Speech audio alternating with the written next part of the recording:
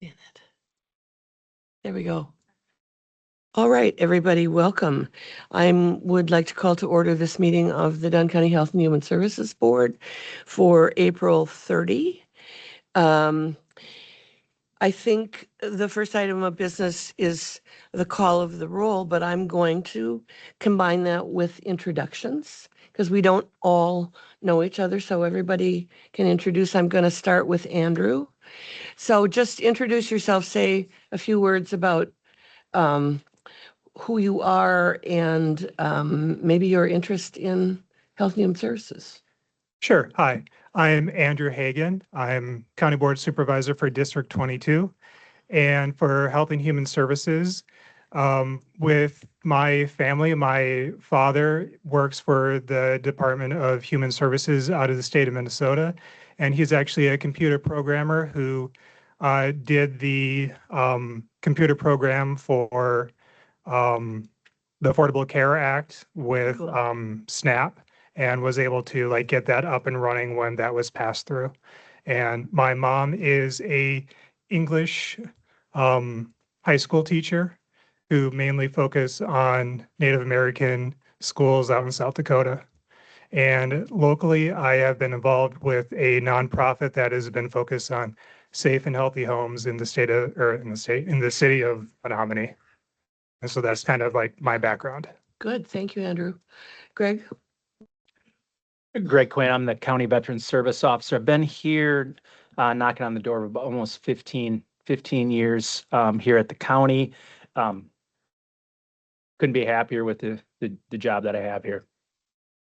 And he does a good one. Paula? I'm Paula Winter, and I'm the Director of Human Services here in Dunn County. Becky Albert is the Deputy Director, and she's usually with us, but she went to Rogers Open House groundbreaking ceremony in Chippewa. She may join us in a little bit virtually. She just snapped me a picture of her and Jesse James together, so I know she's there and working hard. Right? Been here will be 4 years in July. Thank you, Polly. And I'm Polly Rudy from Colfax, a community member, if that's how you say it. 30 years as a social worker, and then worked within the schools for 20. So this has just kind of been part of my heart. So glad to be here. Michelle Bashan, County Board Supervisor for District 11, second term on the board and this committee here. I have a military husband who is 100% disabled. So we really love Greg and all the work he does for my husband and answering all his wonderful questions. I'm just so thrilled to, am taking advantage of like the Wisconsin GI Bill. So all of that's just near and dear to my heart. Lovely. We're going to save Agnes until last. I'm Diane Morehouse. This is my 6th year of chairing this committee. I took over initially right at the beginning of COVID when Chris Corpola and I were meeting everybody else remotely in another little room. So she would sit in the front and I would sit in the back, and we would try to figure it out.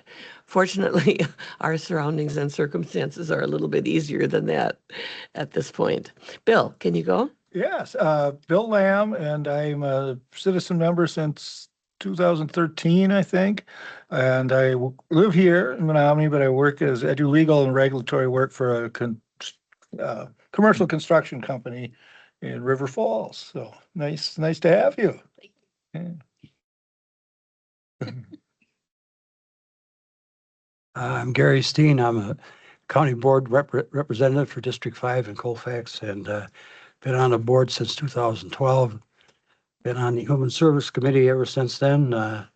I was on the board for 2 terms in another century back in the 80s, and I was on the Human Service Board then. I'm interested in the people of Dunn County, and I'm interested in how we can help them, and I'm appreciative of all the people that are under my purview here, so to speak. Thank you. Dr. Hall. Hi, I'm Alex Hall and your neighbor. I live here in Menominee. And so my background is I worked as a family physician for about 20 years and about 4 years ago hung up my stethoscope and now teach full-time at UW Stout a variety of things, including public health, which is near and dear to my heart. And we've met. I'm Katie Gallagher. I'm the Dunn County Health Department Director. Been in my role for 8 years. Before that, I worked as an environmental health specialist in Eau Claire and moved here from Colorado after about 10 years working in local public health in Larimer County, which is Fort Collins, Estes Park. All right, Agnes, you are the newest member and we are very glad to have you. Well, thank you. I am Agnes Welsh, and I have only been on the county board for 1 year. I was appointed a year ago for District 14. I'm new. It's okay. Yeah, and my background is in nursing, and I have spent all of my career as an RN and also as a public health nurse, and did spend a couple of years as a public health director of St. Croix County. This is ancient history. That was a long time ago. It was during the HIV, whatever you call it, and so. I really felt for you, KT, when you had the COVID stuff to deal with. I'm really happy to be on this committee because I started out on the judicial and law, and although I learned a lot, I didn't know much. So I'm happy to be here. Thank you. And as you can see, Agnes is going to be a great addition to what is a very well-functioning, at least in my judgment, committee. So we're glad to have you. So let the record show that all of the members of the committee are present. First item of business is the meeting minutes from March 26th. Mr. Lamb. I'll just make a motion to approve. Okay, Mr. Lamb moves, Michelle, Supervisor Bashan seconds. Any additions or corrections? Additions or corrections? If not, all in favor, say aye. Aye. Any opposed? The minutes for March 26th are approved. Any public comment? Doesn't look like it. Okay, moving on. Next meeting date. And this is not going to conflict with you, right? Is the 28th of May. Again, fourth Thursday at 6 p.m. in this room. That works for everyone? All right. Items placed at the request of the chair, Brittany. We have some new financial reporting formats, so I've asked Brittany to join us and sort of walk us through, if that's okay. What we're going to be looking at, answer any questions that you might have as you've looked particularly at the vouchers today. Thank you. So do you all have a copy of it, or should I display it on the screen? Why don't you do both? Okay, let me join. I was not prepared for that. Oh, I'm sorry. I might not even be in the channel. Well, I mean, obviously the voucher format is in the meeting packet.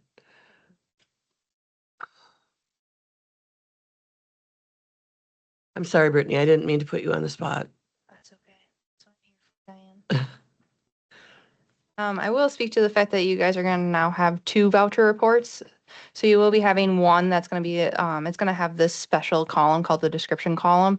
That is going to be an expectation of our staff moving forward to list kind of the business purpose for the reason that they're buying these items.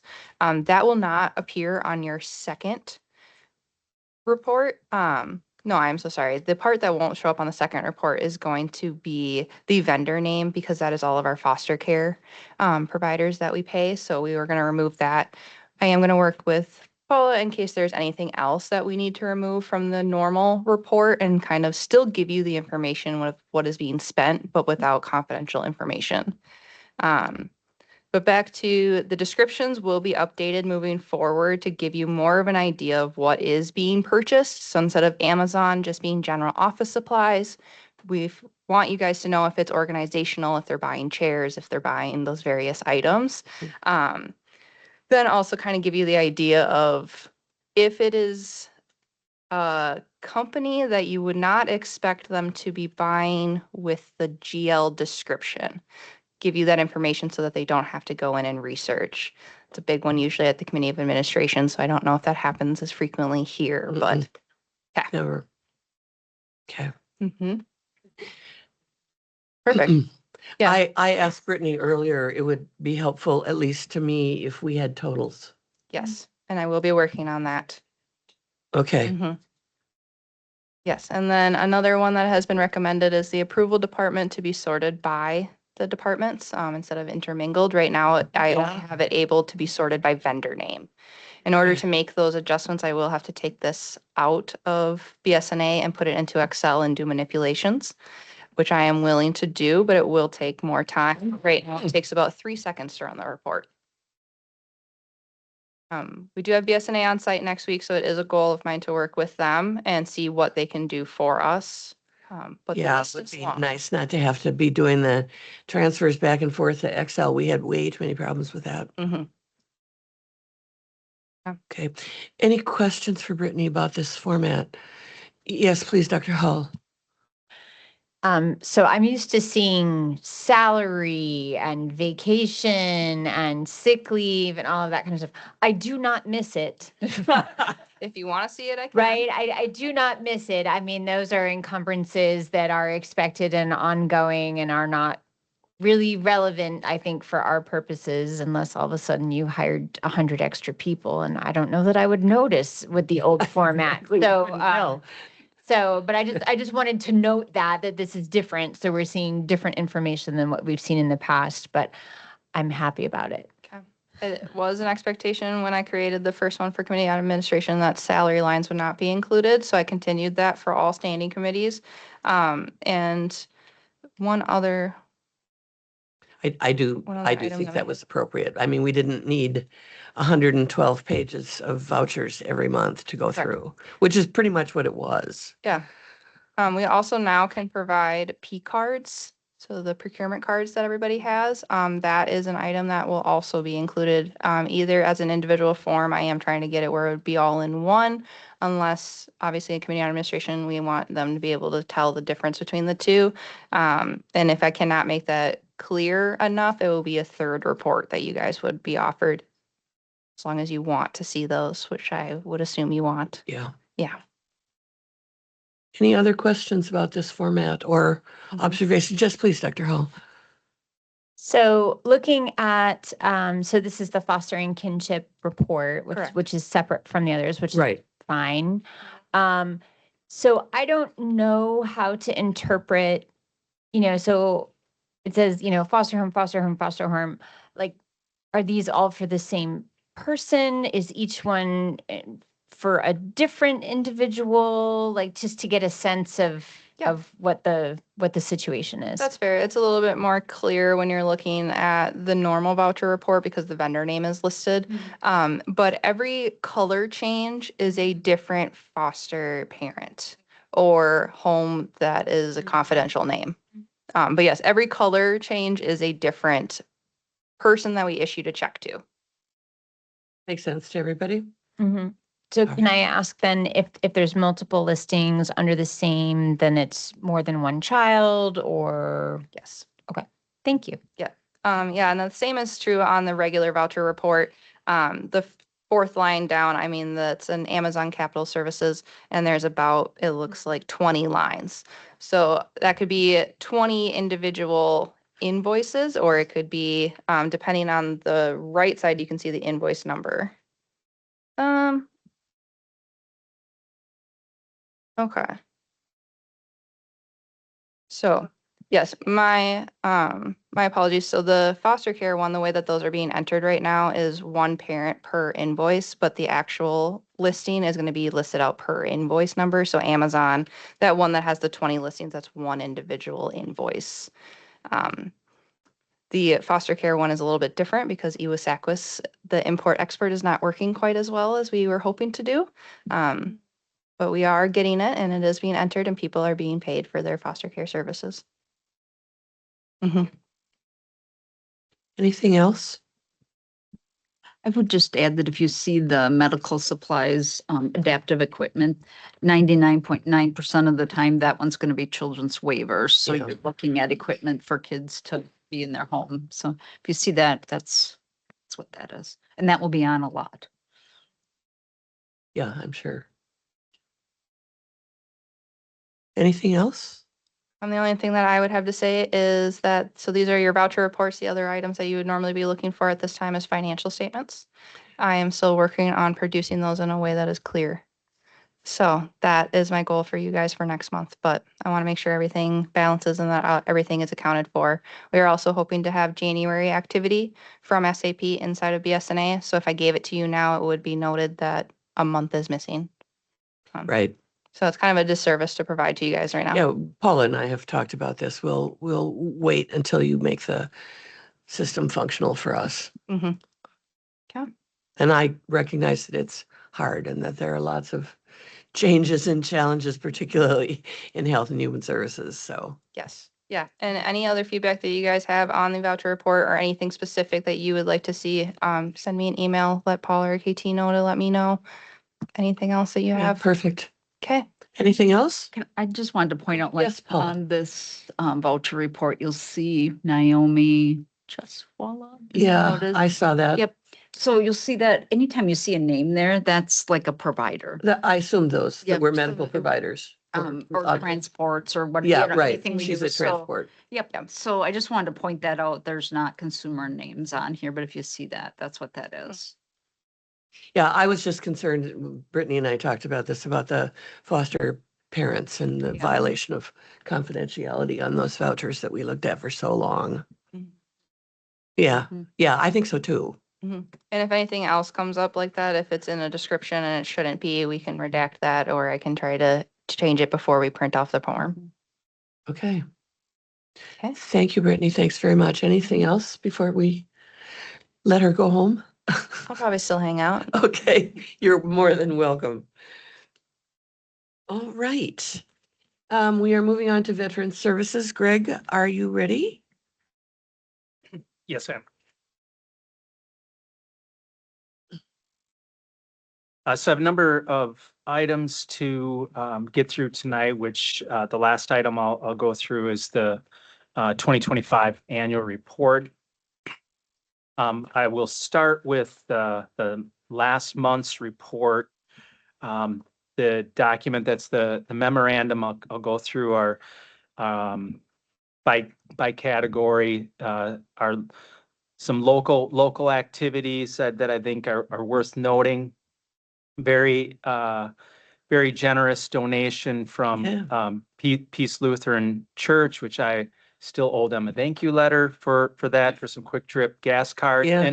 And the nice thing about the gas cards that they provided, it specifically states on their gas only on the cards, rather than needing to use like a magic marker to Yeah. kind of emphasize that.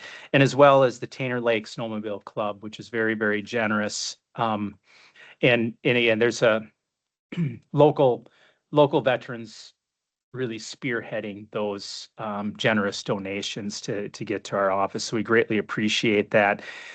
Great credit to staff in the office, as well as volunteers with preparation for Memorial Day and placing flags. Our county coordinates throughout the 80+ cemeteries and 40+ volunteers, and we still have some more flags to be picked up, but it is a pretty heavy lift leading into it, because we will oftentimes need to find some volunteers heading into it, but most often individuals are pretty dedicated to their home cemetery to make sure that they're looking presentable for Memorial Day. The next area, as far as the state benefits, I'd included in a recent legislative update for some positive things, veterans related. One of the items that I think is specifically important is for National Guard and reservists that have not been called to active duty, which is under a federal order. They are not considered veterans, even though they wore the uniform, they have the training, they're on point, ready to roll when asked. And not everyone gets that honor, as I would say, to be able to go and do some work for the federal government.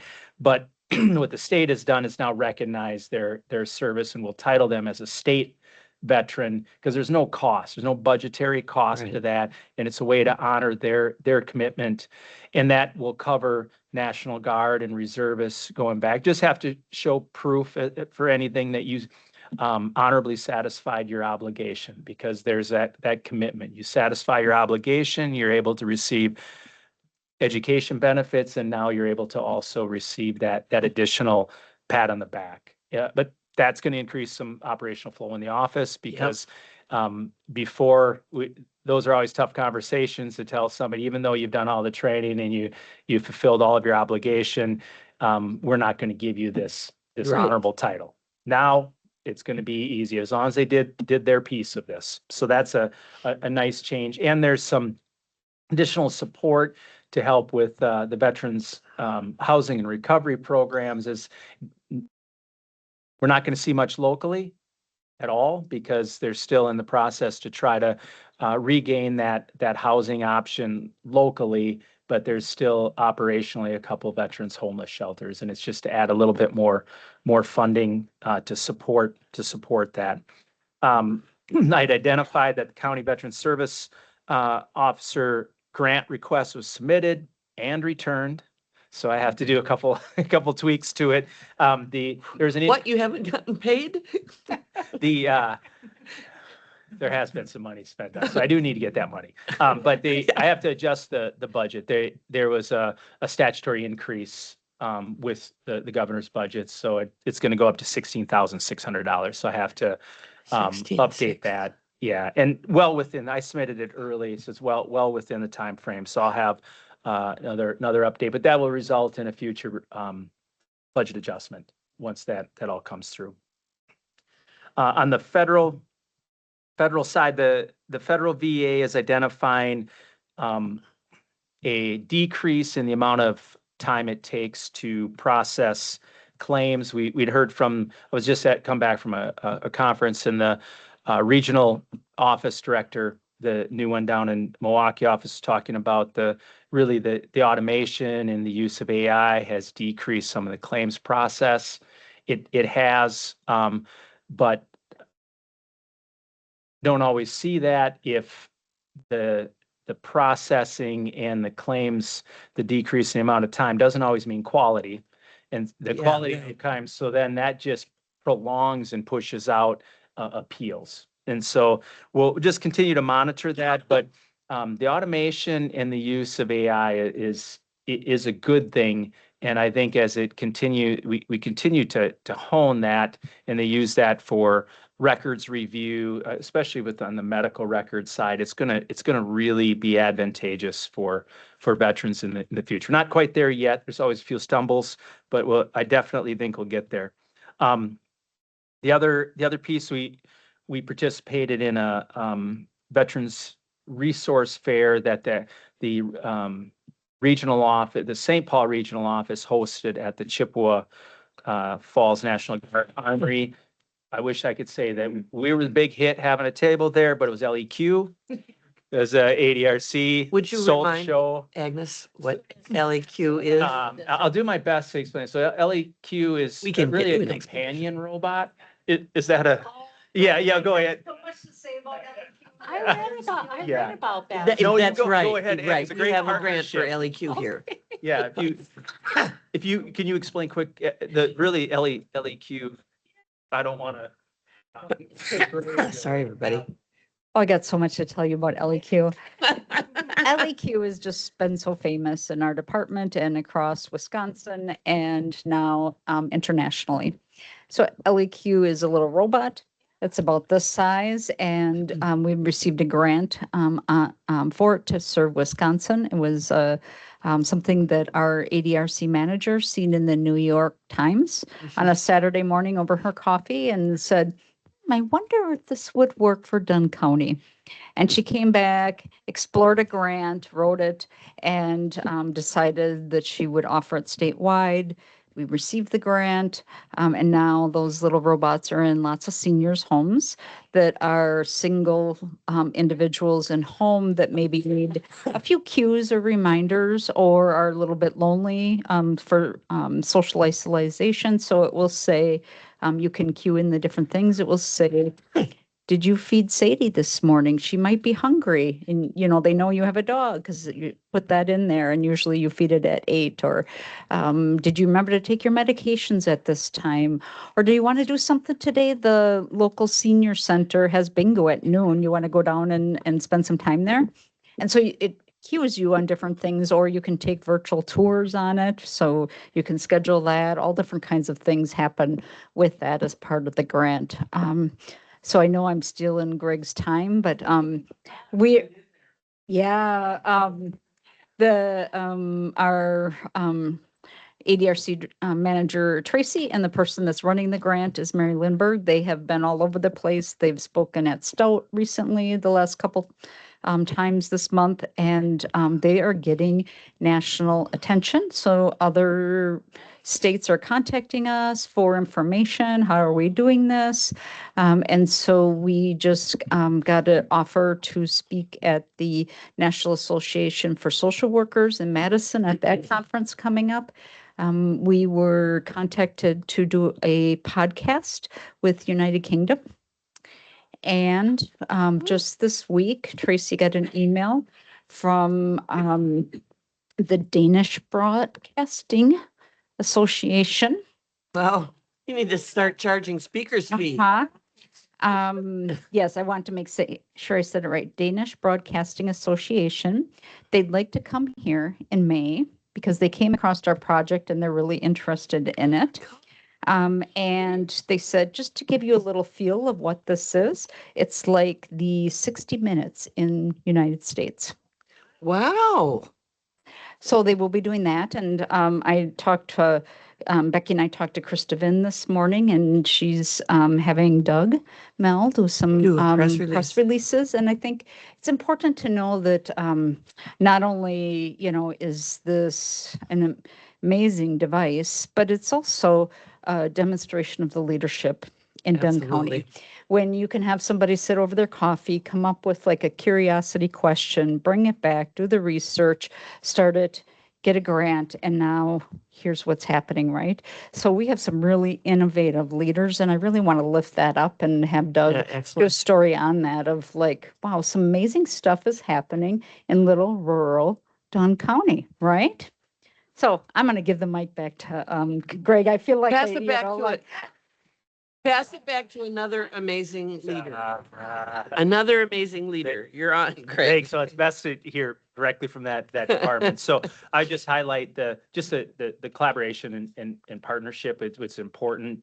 Those of us that do different but similar work, it's important that we have a good understanding of what one another does so that we can help market, we can partner, and we can be really good stewards and spread the word of what everybody is doing. So yes, LEQ stole the show.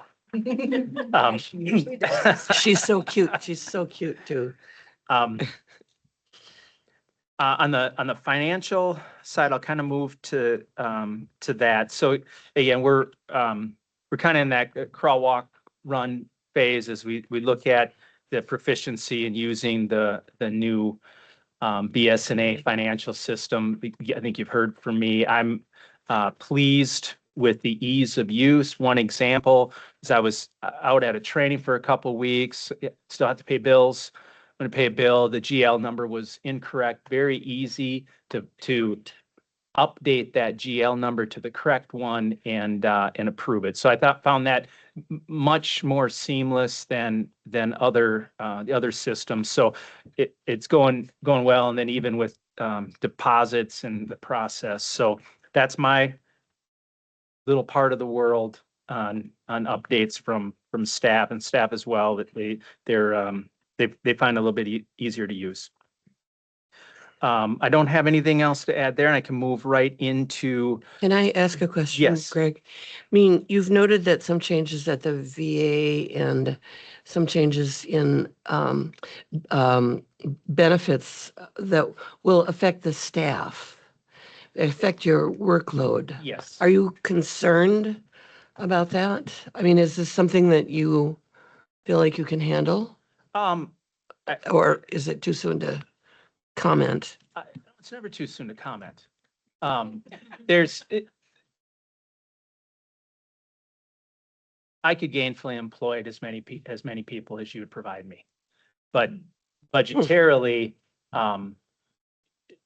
that's where those other decisions are made. Certainly, the Human Services Board, County Board, very supportive. We were able to add a 2/3 position that immensely helps our office. However, we certainly could employ somebody full-time and keep them extremely busy. Keep No, track of that, will you? And keep us informed. That might be something that affects your budget for 2027. yeah, there's always going to be peaks that happen when there's new things that come out, and we're anticipating that on that state level, as I had alluded to with some of those additional benefits, and hoping that the balance of better use of technology, easier access to some of the resources can improve our process as well. So we're always looking at how we can best do our job. But absolutely. I always feel like I have to build the case to ask for something, because just asking doesn't mean that it's justified. Well, we're expecting that you can build a case here, Supervisor Steen. Yes, piggybacking on what Diane said there, I suppose it may be too soon to see if there'd be a financial impact, positive financial impact for the county with an increased workload on new help for you. It should correlate from my perspective as you look at, and that all comes on that federal side with those benefits, and the more time that can be spent on claims, and the better that you do them, the sooner people can get their money, and less of a chance that it goes outside of us, where then they potentially would use a source that they'd pay for, which is unnecessary, and until it gets to the Court of Appeals for Veterans Claims. And I never want to see anybody take food off their table to get a benefit that they should be entitled to. And that's what our commitment is. So there should be a direct correlation, certainly. Yeah, and as far as the board members, the county board members, that's always a plus. Because Absolutely. This your department is essential for Dunn County, and it's that's why I ask occasionally to see the impact of how much medical money you bring in and how much other retirement money you make. And I have one other question, going back to your federal benefits. I see our pending claims are hanging in there at the low 200s. If this, do you see this reducing the number of our pending claims as it goes forward? Some of the pending is a direct result of not closing things out in our system.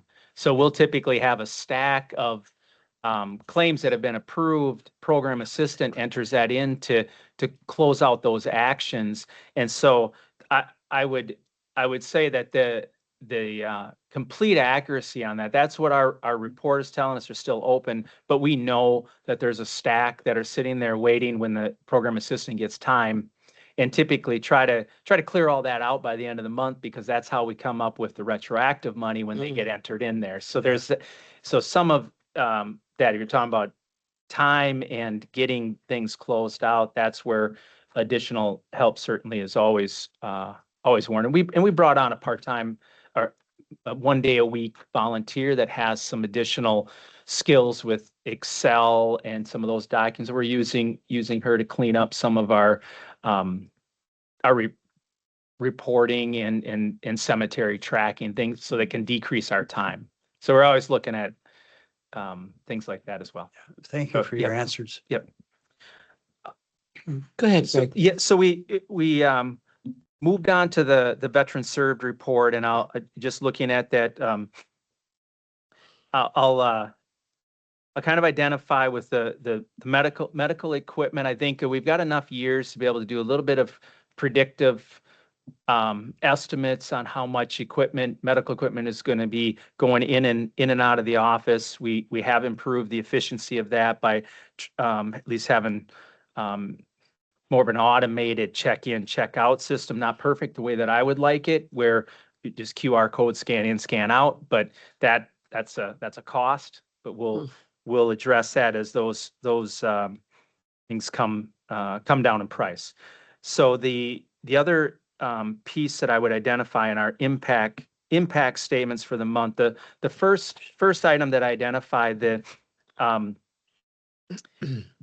receiving that retroactive money, and what I would the credit goes to taking the time and the diligence to not just put in claims and see what happens. The skill comes in reviewing the outcomes to ensure that everything is accurate.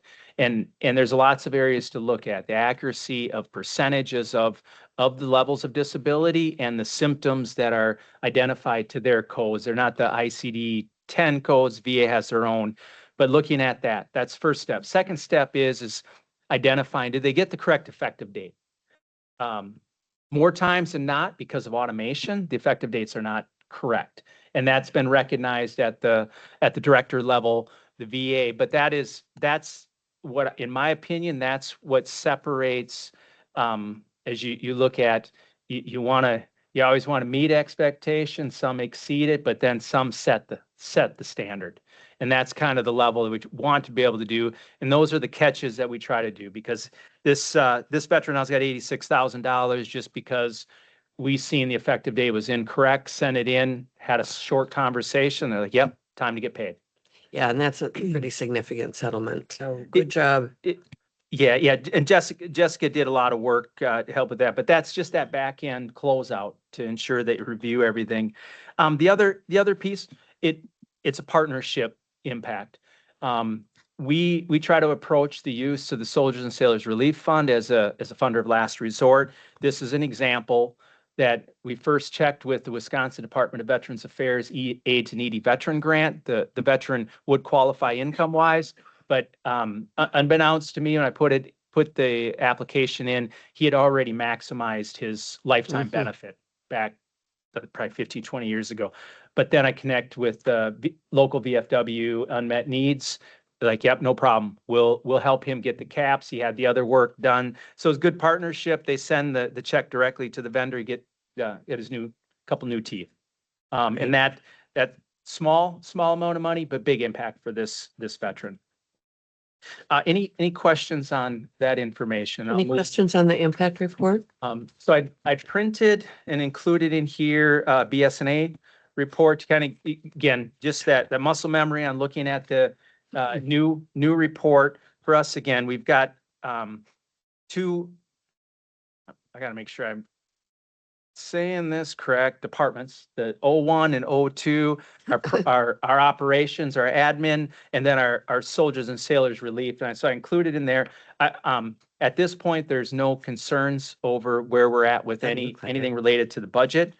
As you look, when we flip to the last page and we look at the grant, I don't think I know how to print the grant report. Was that accurate? Because I did my best, because that's in a separate spot. But there isn't anything significant to report with that other than I have to. But I did not call in Brittany's defense. I didn't call anybody to help me. Grant You have to reporting, collaborate. grant reporting is very interesting. In the fact that our revenues are not going where I want them to go. So even if you can pull a report, you will show zero revenue. So that's step one. And then I will get you your reports as you need to. Okay. Yes, Okay. that is it has been escalated. Okay. 3 times. That would scare us.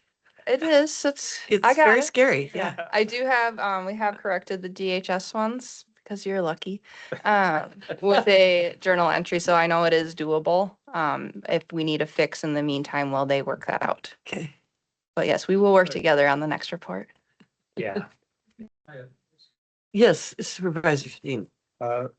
I have a question then. Every month, Paula gives us a kind of a thumbnail sketch of where we're at, plus or minus on the budget. And while I appreciate all this hieroglyphics, it's way above, it's way above my head. But what I'm interested in is at the bottom line, at the end of the month and how we're doing. Is this going to have any impact positively or negatively on you being able to figure that out?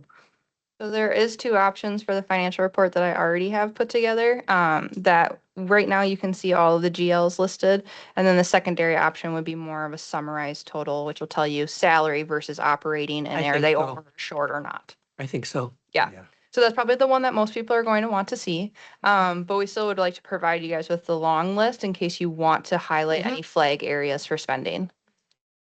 I thank you for your thoroughness and also for looking out for an old guy there. Thank you. I hope to get you everything you need. Thank you, Supervisor Steen. Dr. Hall. I would just add to that that I think one of the things that you're also kind of alluding to is we would say that the projected, like we would have that Mhm. piece of information, like are we on target for what Yeah. was expected? And that was always very helpful as well. Anything else? Questions, comments, suggestions? Go ahead. Yeah, that's all. Thanks, Brittany. The next item, if you're okay with it, I'll share my screen, and then I will go through the annual report.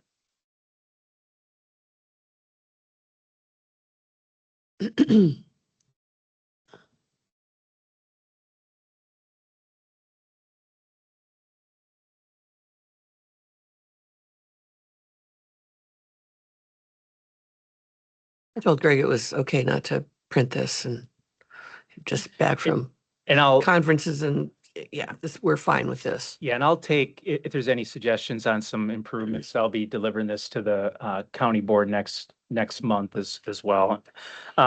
So the first slide just identifies our office mission, of course, and some nice graphics. Then the list of the board members, Human Services Board for last year. And what I had emailed out doesn't have the org chart, but as I sent it out, probably nice to have the org chart in here for everyone to view the size of the office Yeah. and the names of the individuals. And I'm talking about the staff to make sure that the credit goes where the credit is due. So in the approach going through this, most of you have already heard all this information in here from our reports throughout this last year. In the way that I approach this, again, is at the local, state, federal level things to highlight. So activities that through the last year, myself, I was involved in a little bit more than what would be a normal year, being the president of our association. And so a couple of those key pieces is being at the table to be able to talk with the governor's office about budget, being able to help emphasize certain benefits and key legislation that as an association we wanted to really carry the water for, to make sure that we're doing right by all of the veterans, not just our Dunn County folks. A cool thing is able to participate in Camp Randall. They're doing a veteran plaza to be on their advisory. That wouldn't be on their advisory as Greg and Dunn County. It was just because I was president of the association, but it was kind of cool to be Sure. part of that. But locally, the most important thing in the emphasis of our office is customer service. And so every collaboration that we have, every interaction, we want to ensure that the individual at least has a good understanding that we know where they're coming from, what the requests that they're making, and that they should have the expectation that they're going to be able to get good service from us. If we aren't able to provide that direct service, we're going to make sure in most instances it's a warm handoff. We're going to walk them right to ADRC. We're not going to say, hey, walk down there yourself. We're going to do that initial handoff. The next area, and I'm just kind of hitting the highlights. Dr. Hall, Dr. Hall, did you have a question? No, I'm sorry to interrupt you, Yep. Greg. Okay. So I think you're going to get there next. So as I read this paragraph, which is lovely, I was like, but where's all this stuff that you do that brings all this money back into Dunn County? which might be of more interest to the supervisors, Yes. might be to understand the economic impact associated with your work. So perhaps think about the order in which you organize and present information. Okay. Because although writing holiday cards is warm fuzzies and lovely, maybe it's not the strongest thing to lead with depending on who your audience is. I'm not sure. Okay. But as long as all of your other good stuff is in here too, because I didn't realize there's another slide and I was like, wait, where's all this other important work that you do? So, okay, thank you. Sorry to interrupt. Yeah, easy to move slides around. Absolutely. I'm just going to make a note. Dr. Hall always has really good communications suggestions. You really do. So, It's the best way to reach folks. And so this, again, is just highlighting things at the state level. Local impact is that the closing of the Chippewa Falls Veterans Housing and Recovery Program. It's having a local impact. Financially, hoping it with some efforts that will get remedied here in the future, because it will continue to pull funds from counties, not just Dunn County, but other counties, to ensure that we're helping prevent homelessness or getting individuals back into housing. So I'll kind of breeze through these and get to the impact, the impactful slides with some of the money. On the federal level, discussing a little bit of the automation in here, but also a threat. Also identify and give credit to good things going on, but then future threats that have an impact on the work that we do is the claim sharks, and we've seen an uptick in that. And again, my belief is that no veteran should have to pay to receive a benefit that they've earned, and we've seen individuals that have went through that process, and then and I talked directly with the director about that. It's just increasing the encouragement to submit frivolous claims, whereas an accredited representative, I can lose my accreditation if I submit frivolous claims. The claim shark process, they just tell people, do all this, put this in, but the accountability, there's no accountability for them because the veteran is submitting it themselves through their help and support. So there's zero accountability.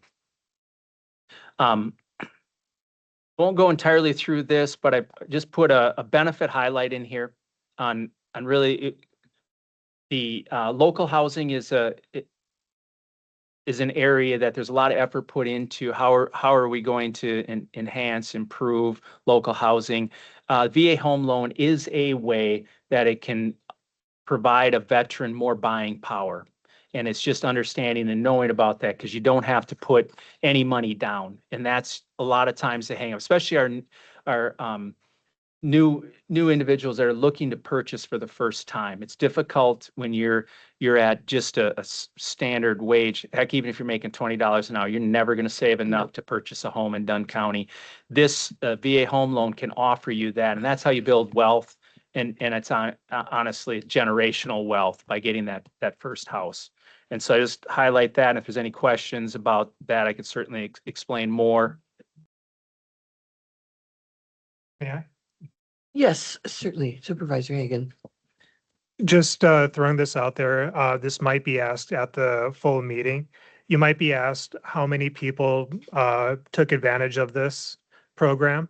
So maybe have that number in your back pocket of how many people either last year or in previous years have this program helped. Good idea.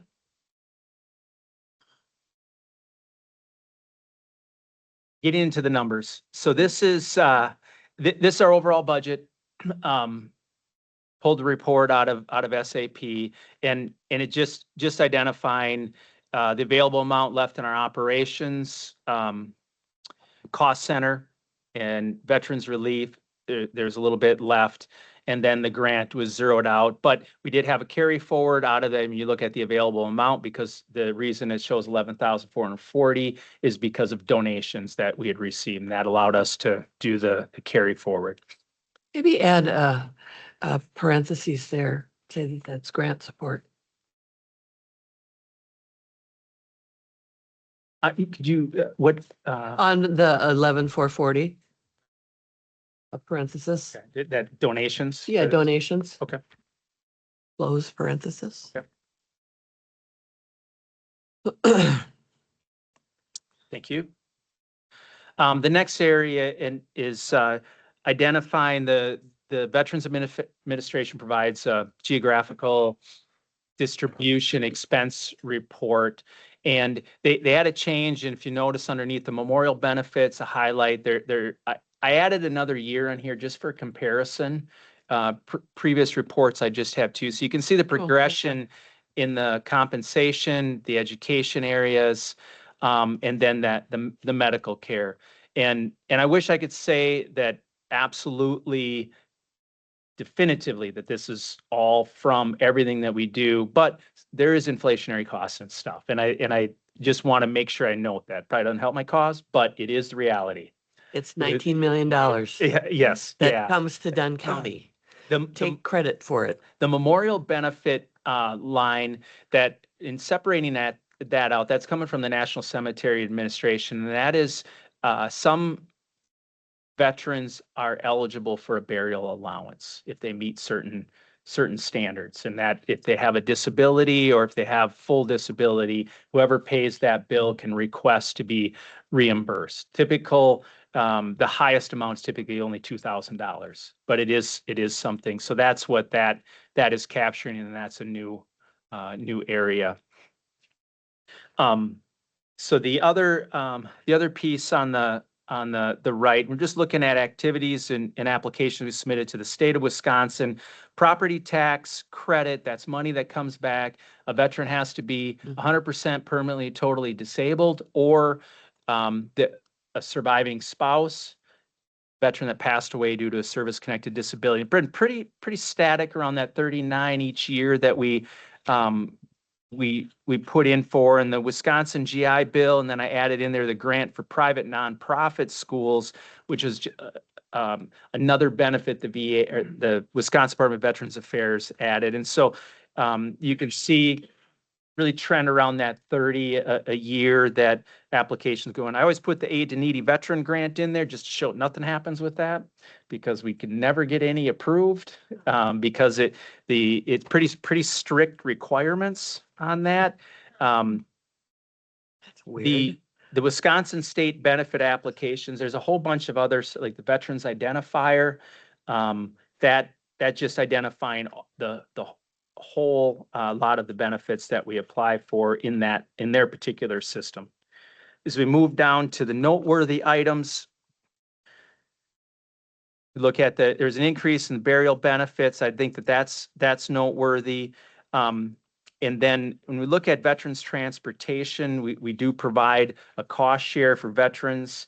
The implementation of the VA's community care program, allowing veterans to use Mayo, Marshfield, Oakleaf, has really decreased that overall. We've had the previous year, the reason it was a lot higher is we had one veteran that was on cardiac rehab, and that was a pretty lengthy process. But we have that program available, and I think as we go forward, we'll probably see around that anywhere from 1,500 miles up to about 3,000, just based upon the demographic and it's easier to get care locally.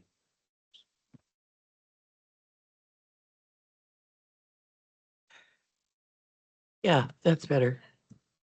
I'll let you digest that for a second before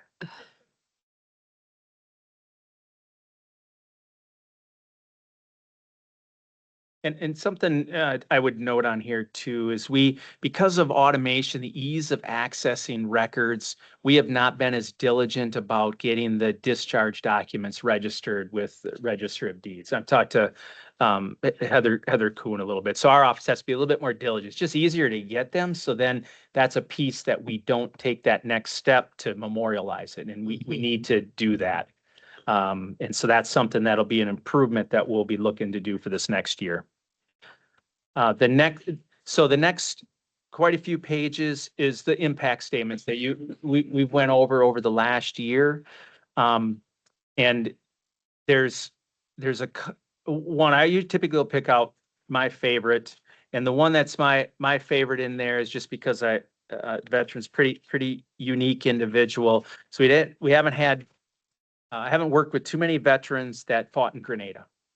And so it was, and this, we were able to get benefits for the veteran. And interestingly enough, infantryman, airborne, he was supposed to jump in to take the airfield. That's their job. And he has been mad his whole life because another company beat them there, secured the landing zone or the airport, and he didn't get a combat jump because so he's mad about that. But interesting. But it took a lot of pride in helping him because there's so few veterans that were part of that, and so he has benefits that he's earned. But there's always those unique stories. So I won't elaborate anymore, but I appreciated his take because sometimes you're thinking that, a lot of these very significant injuries, issues, wasn't any of the combat. Mad because another one of his sister companies beat them there. So, yeah, and so I'm not going to go through as I'll let you guys kind of read through this, just not to take up. Did you email this to us? I did, yeah. Okay, I'm sorry. Yeah, it was late in the day, and so Okay. and I Check your email. and I can mail out a copy too. Yes, Supervisor Hagan. Thank you. For the full board, for me personally, I also would like to see a highlight of the retroactive payments. That is always a good reminder as to how well your office does for our veterans in the county. I think that number is always a wow factor to everyone. Thank you. Yeah, I think that's a good idea. Yes, Supervisor Bashan. And maybe even take that retroactive payment versus your budget. Every dollar we give you, you get us this many back. Yeah, absolutely. Good suggestion. Anything else for Greg? All right, thank you for all of those suggestions. I think it's helpful. Thank you. Is that it? All right, we're moving on to public health.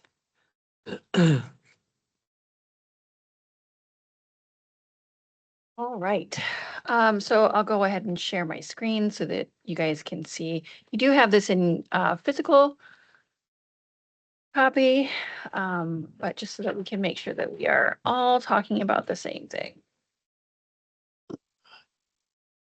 All right. So in your packet, you just have a couple write-ups. First thing is your annual reminder, do not kiss the chickens. Come on, guys.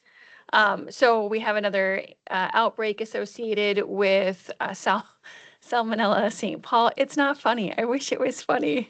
We kiss those cute little chickens at Pet Food Plus. They're so cute. And that's why you have the poops. So we do have an outbreak of Salmonella St. Paul. We do have up to, if you look at the infographic on CDC's webpage, up to 6 Wisconsinites that are impacted.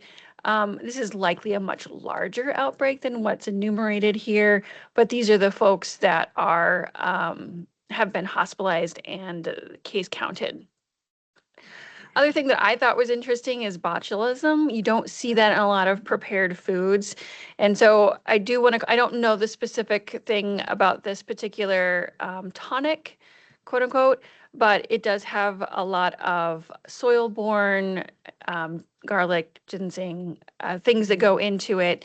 And if you do a little bit of horizontal research, you can see that the Cornell Food Venture Center is really a company that helps businesses get up off the ground. They're probably doing some initial testing and verification, found it, holy buckets, and brought it in the state. So definitely something to think about when you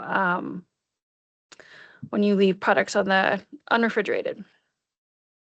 So did share a little bit about outreach from our WIC team. So being really intentional about getting out into the community to make sure that while about 40% of children under 5 in Dunn County are WIC eligible, we are not seeing that kind of participation. So where can we make inroads to make sure that folks know what they have available to them? And so just really appreciate our WIC director, Grace, and the work that she's doing to increase that participation and awareness. I got a big kick out of the partnership between planning and zoning and our environmental health folks to increase our usership of the water lab. And so those of you that remember Willy Wonka and Golden Ticket, you will see that you may have seen the social media post from planning and zoning. When they sent out that golden ticket, it is actually yellow. On the back side of it, there is a QR code that takes you right to our website and encourages you to test your water, your drinking water every year. So that was fantastic. And then some client successes, I would encourage you to read those. Definitely appreciate our public health nurses and the above and beyond that they go to support families in the community, as well as just getting the word out about the public health kiosk. And so I thought that was really helpful, that partnership with local businesses that are sharing with individuals where they can have Narcan on hand to move through. And then we partnered with, or rather, we have a wide representation in the Mental Health and Wellness Action Team for Health Done Right, including Wendy Winger and other folks from the Behavioral Health Team. So there was a partnership around bringing in this large event using Community Foundation of Dunn County dollars to support dismantling silos and stigma. And so we had a couple individuals that were able to speak to their own lived experience from the region, which I think is harder. Like when you talk about your lived experience and it's with folks you don't know, not a problem. Well, less of a problem. When you speak to a group of your peers about your walk with depression or your walk with schizophrenia, that can be really challenging. And so just lifting up that we had an amazing event over at the Mabel Tainter. Over 200 people attended that event. And again, starting small conversations about the spectrum of folks living with schizophrenia and what has worked for one individual and opening the door to conversation. So just a fantastic event. A lot of hands went into that to make it work. One quick thing, I do want to spend a little bit of time on that last bullet in the packet, but I do want to share that I am on the Wisconsin Association of Local Health and Boards, WALDAB. What a great acronym. Yes. So I am the Western Region WALDAB representative. And so in WALDAB, one of the things that we did last week while I was in St. Louis was, earlier this week, was work with the CDC Foundation to really reimagine the public health system here in Wisconsin. So some system strengthening work. You'll remember the public health infrastructure grant. It's in my budget, but then it's also a larger amount that goes to the state. That was the dollars that were clawed back in Minnesota, if you'll remember. One of the ways that Wisconsin is using it is to really be planful about the system that we have at the state and local level and how we work together. So that system strengthening focus group with CDC Foundation will hopefully help us put that together. When I have a write-up from the focus group, I will share that with you. I also expect that there will be a similar focus group with the state partners. And so, of course, it goes, those two things go hand in hand. before we can really reimagine that. But that work is being done with FIG funding. Again, we love our acronyms. All right, so lastly, in your packet, and something that I really want to make sure is at the forefront, is that we are working with or alongside, maybe waiting to see how it all kind of shakes out, True Wellness, which is a nonprofit in a 5-city, I think we're up to like 10 counties, Western region. So you see the map right there.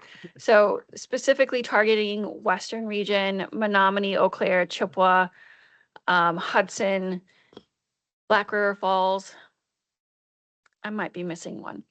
And then the counties within a radius. So it's really a radius from that city to think about and reimagine how we can make the healthy choice the easy choice. So Blue Zones is an evidence-based framework around what conditions need to exist for people to live longer, healthier. It's been around for a long time. I remember way back when studying it. It's a long time. So places like Okinawa, Loma Linda, California, Sardinia, Italy. There's an island in Greece that I'm not going to pronounce correctly, and a place in Costa Rica. And they really dug deep to figure out what it takes for folks to live longer, healthier. And there are conditions and pillars that support that a longer life.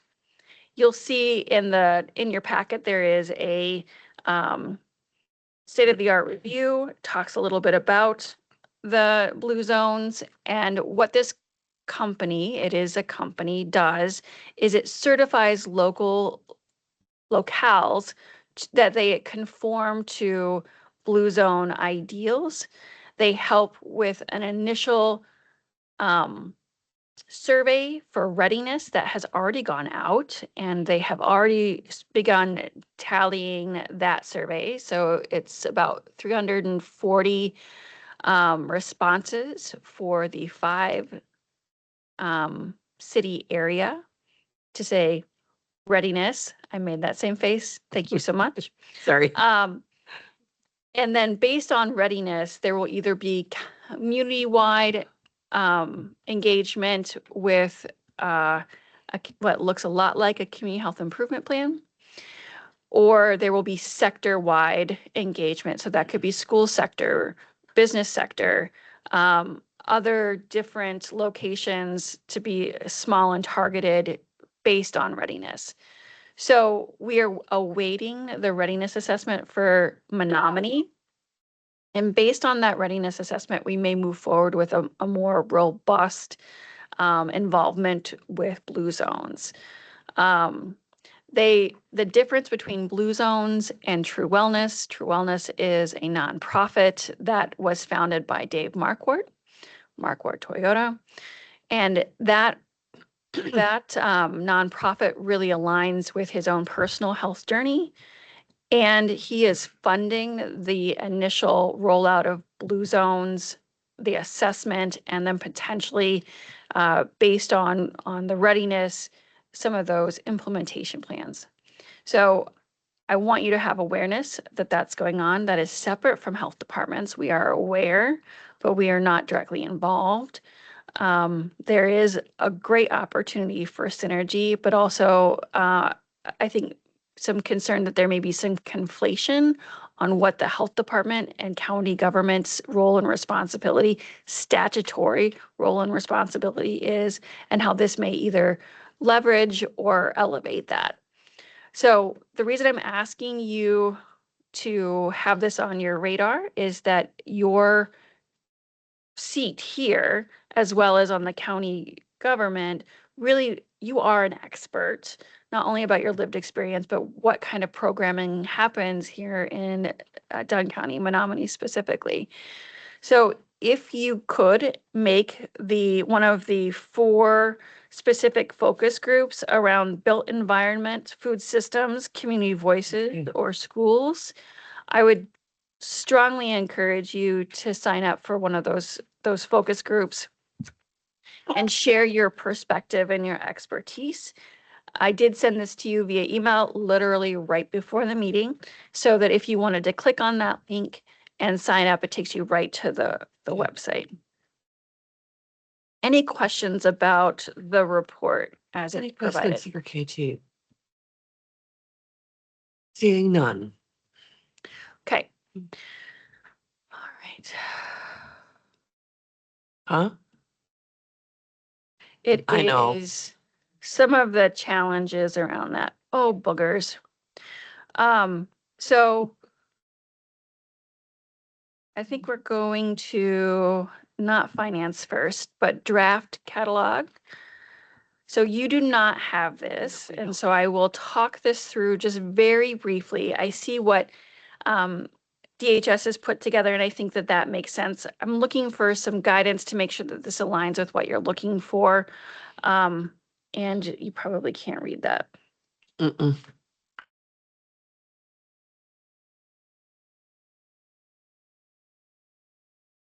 I'm gonna go focus on content real quick.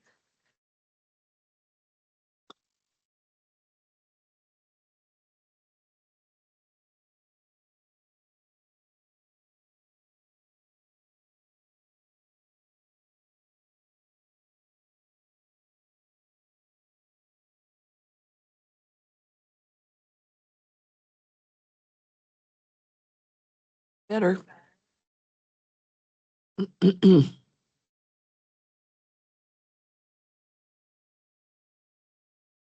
So for all of you, we talked about this at a meeting. This is the operational planning piece. So we're just getting started on it. This is your first kind Their of first look at it. helical view of what I consider to be our programs within our divisions. And then you'll have another opportunity to have this in writing when I get this complete here very shortly. So when I think about our, oh, was it showing my side panel? I apologize. Okay, department divisions. So you'll know that we have 4 divisions. It's the health department, and then we have admin. We have, and it goes in alphabetical order, environmental health, nursing, and nutrition. So starting with some of our environmental health, you'll see that we've got services around safety inspections and compliance. So that's when you think of our inspectors, when they do restaurant inspections, when they do well inspections, I'm sorry, when they do tattoo or body art inspections. We are not required to do that work. So for good, you would see that as the state does that. So what that means, what the trade-off is that you would have longer between inspections. Sometimes inspections are not done even every other year, let alone annually. You'll remember here, we'll get to this in the better. There's also no local context to how we're setting up these licensed facilities. It can go much longer for restaurants to get that pre-inspection set up. Can be very challenging. What I believe that we're currently doing. Actually, no, we're not. We're somewhere between better and best. So we have Close to best. inspections done here at the health department. We follow just the contract, which is 1 time a year by local inspectors, regardless of risk to public. We have folks available for any kind of questions they have, either about licensure, about their menu, about their operations, how to do that safely, both and walking them through the process. We are not quite to best. We're somewhere in between probably the light blue and the darker light blue. That's an oxymoron. Sorry about that. But it is really looking at a fully risk-based model. We're moving that way with our restaurants. We are not there with our pools, and we are not there with our body art code. So really making sure that if it's a riskier operation, so we've talked about this with restaurants, let's say a buffet is much more risky than, say, somebody who's going to slice and dice things and put a salad or a sandwich out the door. They're more risky if they have a history of violations versus no violations. They're more risky if we've had significant turnover in their operation. So using that risk-based model. And so those are the options. Additional information that I'm providing for you is really about where I think we are. We're somewhere between better and best, but mostly better. But also know that right now I can't give you the breakdowns, and this is something that I really want to see in BSNA on how much revenue is specific to this program. And so this is the other thing I want out of this process, is that when I tell you I have budgeted $170,000 in program generated income, fee for services, to have that broken down by what's DAT cap and what's not DAT cap. I can't do that right now. And so that's one of the challenges, and also one of the asks when I look at services, that I actually have the ability to say, this service is actually generating this revenue. Exactly. I think that's true of the DHS as well. I mean, funding sources, funding paybacks, revenue generated, all of that is directly affects the kinds of programs that we're able to offer. So yeah. So does that setup of, and I'll have to change this obviously to be somewhere in between better and best, but does that setup make sense to you folks? Okay, thank you for the nonverbal. I appreciate it. So safety inspections and compliance, other programs, the well water inspection and compliance, again, non-mandated. And so you'll go through what it would look like for us to do it, and then what it would look like for the state to do it. Water testing laboratory, we are in no way required to do this. We paid for it out of ARPA funds. If we don't do it, we'll have a recreation of the problems we had previously, where we couldn't get the samples to Madison in time to get that done for free. So there is not only a cost, but a challenge. You also saw and heard from when we were talking about opening up the lab, really some of the challenges we've had with some of our local businesses and quality sample and reliable sample work. So that's in there as well. Plus the, really significant cooperation with planning and zoning, with environmental services. So cross-department collaboration is really important in the water lab. Absolutely. And so that goes through kind of that. Again, I can't tell you exactly how much money in 2025 came through, other than we expect that it was cost neutral for maybe not the people time of it, but the stuff. And then hopefully I can get that people time in the 26 or 27 budget. Sorry, it all runs together. Supervisor Steen. Yeah, this is just a comment, but I appreciate the work you're doing in this area, but to my way of thinking, nothing would be more important than water quality for our county. And it was in the directional plan previously, and so that was one of the things that we kind of hooked onto when we moved that forward, but that may be another thing. Am I understanding you correctly that you would like that flagged? Well, I think long-term, short-term, medium-term, it's very important. Once you ruin your water supply, you're done. So I think it's very important that we are like hawks on that, the way I look at it anyway. Sure. Thank you. Communicable disease and control and response. And so this is really around providing vaccinations, providing education, providing TB control and testing. And this is absolutely mandated. It is very poorly funded. So this is one of those places where we only provide basic services, and it is largely an unfunded mandate. So we receive between two contracts, we receive about 12 grand a year. It's ridiculous. And we employ a full 2.5 FTE to do this work.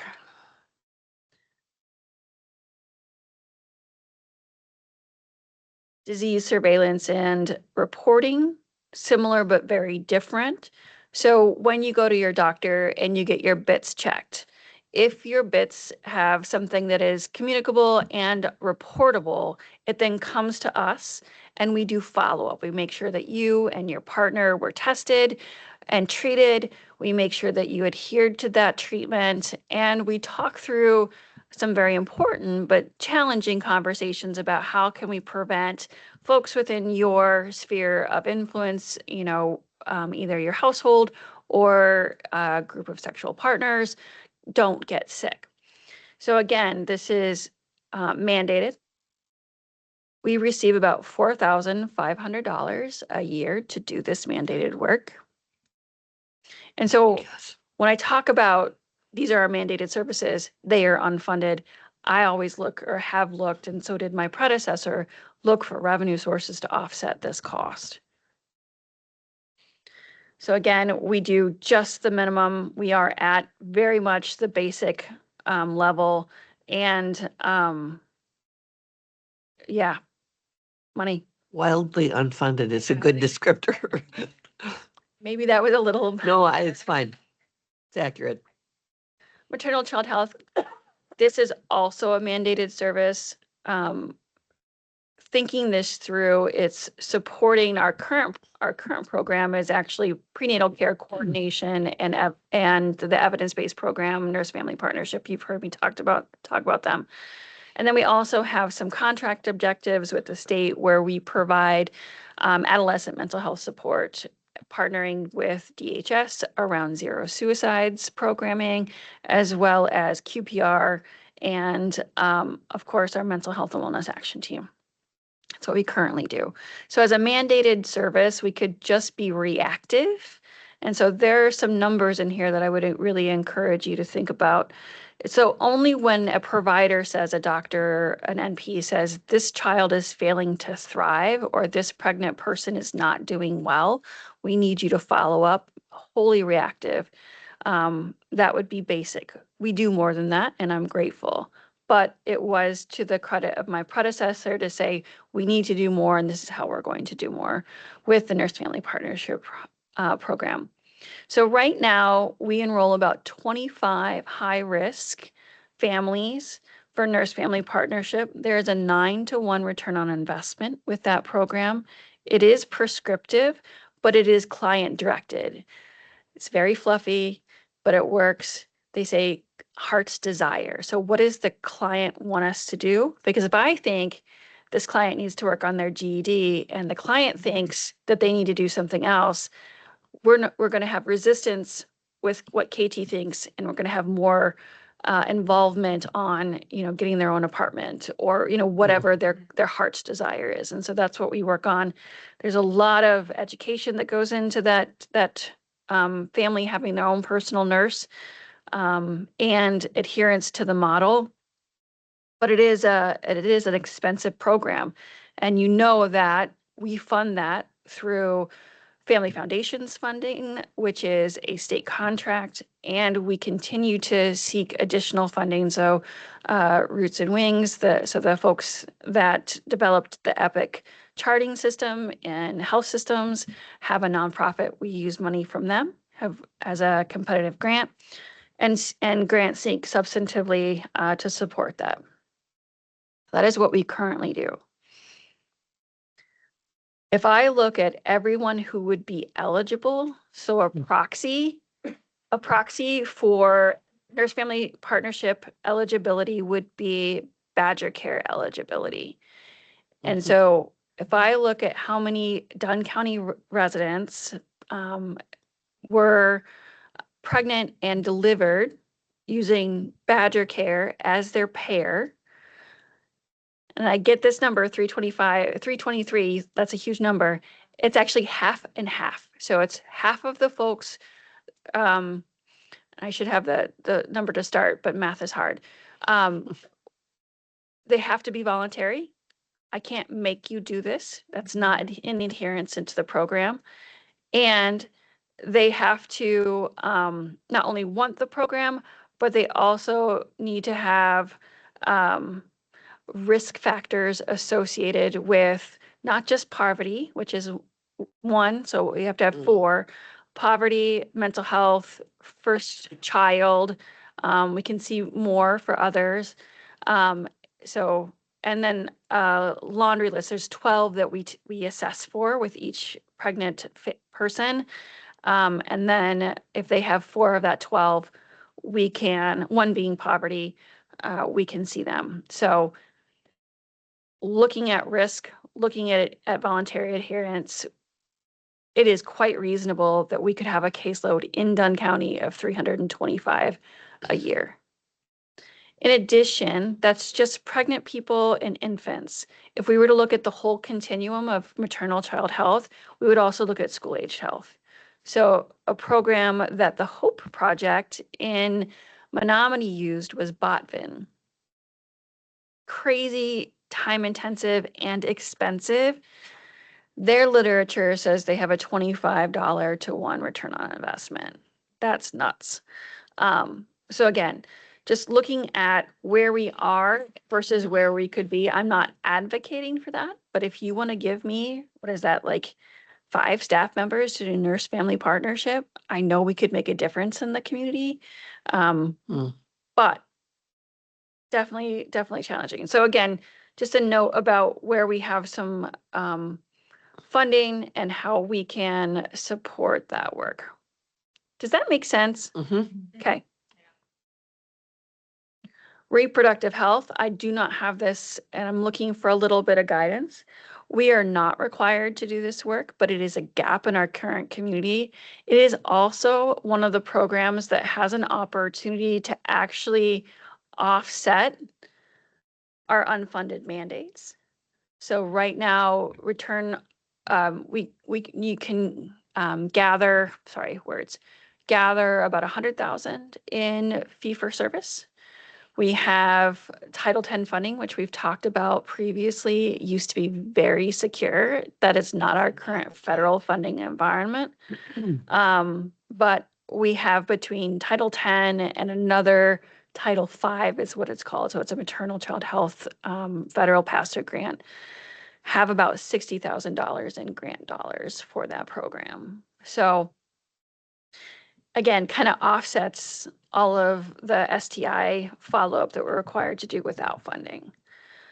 So the other programs that I will also get you is our Women, Infant, and Children. This is fully grant funded with a contract with the state for federal pass-through dollars for their people time. I would imagine, and this is one of the reasons I have it as a program, that if we really dug deep, we could see that we probably have some admin time, some overhead that we're not really capturing, some finance time that we're not really capturing. But for all intents and purposes, as it's in my budget, as it has been in the budget previously, it covers itself. Health Done Right, our statutory requirement to do a community health assessment, a community health improvement plan, and then all of the things that spin out of that, again, to kind of build that out. Public health emergency preparedness, this is a mandated service. We have worked with emergency preparedness quite closely, emergency management quite closely to make sure that this is addressed. We have plans that kind of live on the shelf. They are kind of practiced that could be improved. We have a consortium that we're part of, and we do have a contract with the state to the tune of about $40,000 to support part of the person that works in this. Injury prevention and risk reduction. This is kind of a kitchen sink to me. A lot of what we do is prevention. So everything from bike helmets to car seats to gun locks to needle exchange are in that bucket. And then there's 2 programs that are required. They're actually mandated and we don't do. So I just want to let that sink in for a second. We have very little intentional chronic disease prevention work that we do. We have no funding, but we have a little bit of diabetes. We had a grant from the federal folks when I first started that then sunset. But since we have no funding and have no intentional programming, that does not exist. I don't know that the state would take over the health department based on these two mandated services not being provided substantively, but I think it is a risk that is important to raise up. Because that's what happens when a health department is low performing and we're not doing our mandated services, the state will take over the program and bill the county. That last happened about 15 years ago in Jackson County. Wow. Any questions about what I put in front of you, the kind of description I provided, or any other maybe call out of risks and opportunities? Any suggestions or comments for KT? I think it looks good as we start to sort of wade our way through all the services that are provided. I think it looks like you've done a pretty good job. Okay. I'm sorry, Supervisor Bashan. When you're looking at the ones that might generate the revenue to cover the others, I think it's important to call that out. Sure. Yeah. Can you rearrange them at all to maybe like have them right next to each other, or does they want it in that order? So this is the order that Jenna put together for everybody, and so you'll see that, not to pull everybody's up and inadvertently do Pre-prescribed. something, but Okay. but that is there. I think what I'm really loving about what Paula has put together for you is This is Jenna and Garrett. what I'm really loving about what Jenna and Garrett have. That's a lot of review done by Paula. Is With that, advice. right, is that there are some summaries, and I think that that would be helpful to maybe call that out first. You know, we do reproductive health because we have a full FTE doing Just STI all the follow-up. summaries of We can help pay for that. those 4 pages. But yes, thank you, Supervisor Bashan. Dr. Hall. Thank you for this. It's so helpful and it's obviously very thoughtful. And I know that's why it's still in process.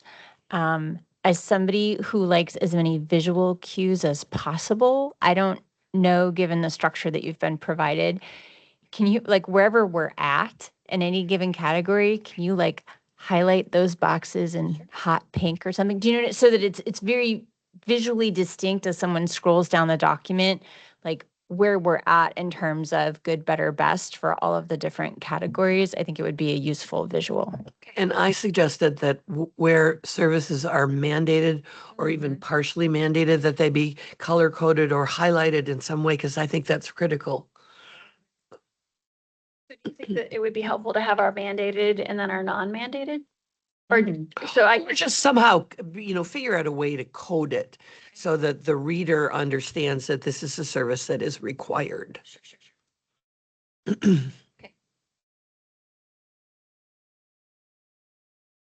Anything else? Paula? Oh, okay. So I just want to share again.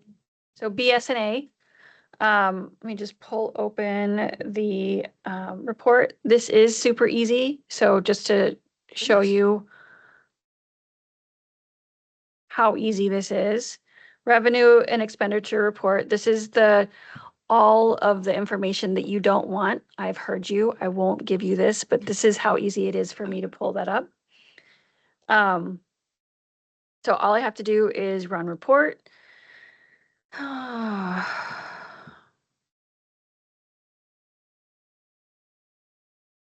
Thank you. You mean with the play button?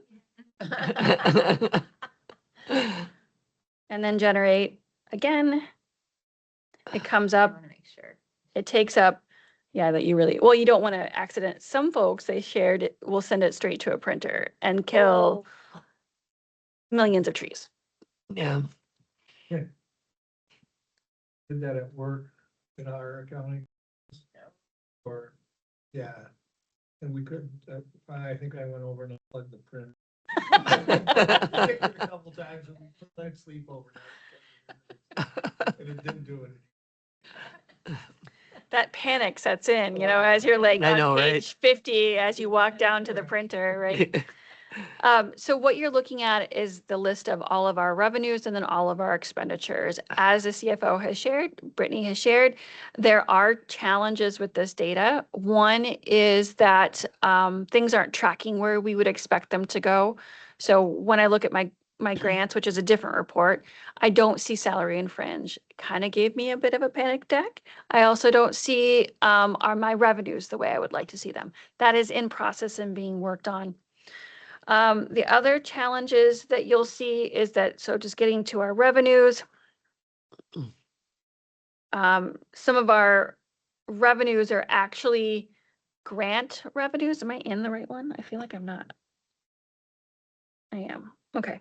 So with nursing, some of these revenues are actually grants. You can't tell from this look. And I think that that's really a disservice to know what revenue is coming in for these harm reduction supplies that came from our Northwoods Coalition SOAR grant. Right. And so we'd have to triangulate that to get that to you. So definitely a work in progress, but just what it took me to pull that up versus what we needed to do in SAP, so much better. So much better. And then of course we'll get it to where it's really much smaller, kind of chunking things together for our revenues, because you don't need to necessarily see all of these together, or all of these separate together would make sense to you. But there is totals at the bottom. Sorry for the motion sickness. And so that can really help you look at what do we have versus what do we think we should have. There isn't necessarily a projection that will need to be done outside of the system, I believe. But first we need to start with good data. Right now you're missing a month. Of Right, course it was we an know SAP. that. And things aren't tracking where they need to go. We'll get there. But it's I'm still excited that we are where we are, where versus where we could be. Any questions about kind of building that muscle memory around looking at those? Supervisor Steen. This question would be for KT and for Paula, and also for the guy with the biggest department, Greg over there. How soon would you think that we would be comfortable with the information you can give us? So I'm not there yet, and I don't know that I can answer that for you. So you'll remember that in SAP, you never could trust anything that we had before April because of the delay in billing and receiving funding. But there's a lot of stones to turn and rough edges to smooth out. And I think, is that something you're going to try to hazard a guess? I was kind of hoping for May, but I was gonna say, if we want to run it through it, there's a few things that we're putting in place that will help overall, and then there's the goal short term. So overall, we are now issuing like ARs into the system, so you guys can actually see revenues in real time instead of waiting until the check comes. We are doing, more of a in real time posting of invoices and things like that. So you'll have more accurate information as we go. I'm also hoping to work with the Treasury Department to look at a 2-month out closing, so that the quarters can close more quickly and we don't have to wait several months. As for the short term, how can I get you your numbers? It's going to come down to the auditors are currently looking at January, February activity. We are then going to compare their numbers for February to what we have in BSNA and make sure we didn't miss anything, and then do a journal entry to enter all of our activity. It's not going to be by detail, it'll be by summary. It depends on how long they take. They are actively working on the audit. They will be here on site in 3 weeks. So it's a priority that they get 2026 done so that we can do our adjusting entries when they are done with the audit. Just kind of up to them. Well, I appreciate, I don't expect miracles. I know this is No, a giant none of us deal. does. I was here for this SAP deal, so I feel for you. One statement you said there, and I'd have to ask Paula there, you want to close everything out with a 2-month gap. Is that going to work for Human Services. I, Really depends on our revenue. I mean, hopefully we would get it from Medicaid or Medicare or all the insurance within 2 months, but sometimes it takes longer. yeah, that's what I'm feeling. That's my concern, but you can't go any faster than they'll No. give it to you. So, You claim it, they goes. Yeah. Yeah, and we've also talked about potentially entering a conservative number of what we have put out for potential reimbursement. If you ask for 300,000, but you are conservatively expecting only 200, issuing an AR in the system for 200, considering the fact that BSNA can actually be edited, unlike SAP. So if that number ends up being 250, we can still deposit 250, but you still saw revenue. Yeah. At a conservative value. Basically what I'm concerned about is that we don't get a big surprise Right, that's exactly. unaccounted for or not even talked about possibly happening, Correct. just so we can be aware as possible. And then that goes up the chain and the finance people got to figure that out, so. Yeah, and the benefit at least of the AR for that, well, you can see it on a line where you would know that it's not guaranteed money that we already have, but it was on an AR line of expectations. And you guys can take that into account in any way you wish to read the financials. I would, Madam Chairman, I would just like to comment that I know that these departments have worked very, very hard to make Absolutely. that information available to us in the Absolutely. past, and we appreciate that. Only for the reason that the buck stops here.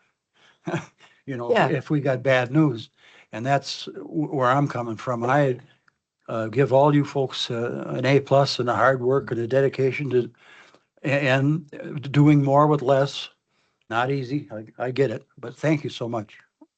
And I have noted that we know what revenue is listed out by grants. Yeah, that would help.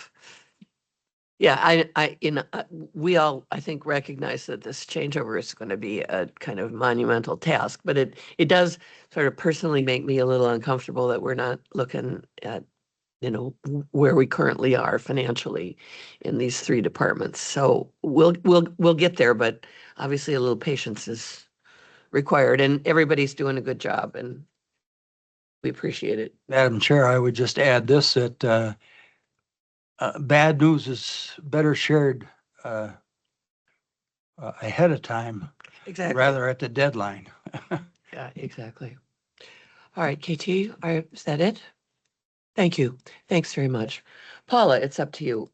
Right.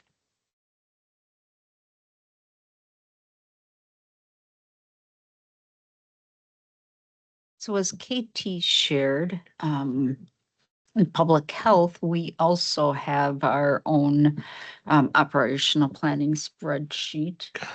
How did you make that big? Can you?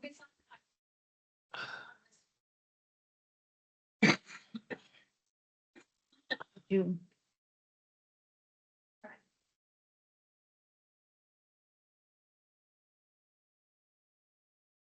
It's not?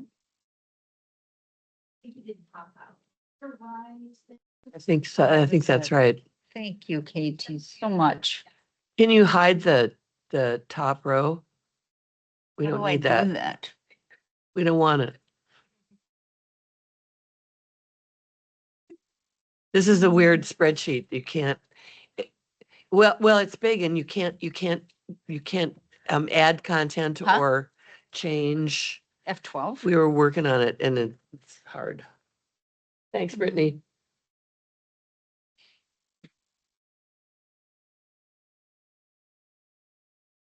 Huh? And